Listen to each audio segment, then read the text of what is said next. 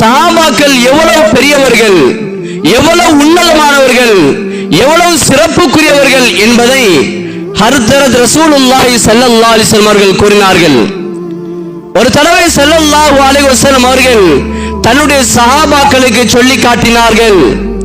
ஒரு சஹாபி முந்திய சஹாபியை விட அடுத்த சஹாபியாக இருந்தாலும் அந்த சஹாபிக்கு ஸல்லல்லாஹு அலைஹி வஸல்லம் அவர்கள் சொன்னார்கள், லவ் அன்ஃபக்தும், நீங்கள் ஒரு சஹாபியுடைய அந்தஸ்தை அடைவதற்கு உஹது மலையை தங்க மலையாக மாற்றி அதை அல்லாஹ்வின் பாதையில் செலவழித்தாலும் மா அத்ரக்தும் முத்தஹதின், அவர்கள் தீனுக்காக வேண்டி செய்த செலவீனத்தில், அவர்கள் தீனுக்காக வேண்டி செய்த தியாகத்தில் ஒரு கைப்புடி அளவையும் உங்களால் நிகர் கொடுக்க முடியாது. சொல்லிவிட்டு சொன்னார்கள் ஸல்லல்லாஹு அலைஹி வஸல்லம், பல் நிஸ்ஃபா, ஒரு கைப்புடி அளவல்ல, அதைவிட அரைவாசியை கூட அவர்கள் செஞ்ச தியாகத்திற்கு உங்களால் ஈடு கொடுக்க முடியாது.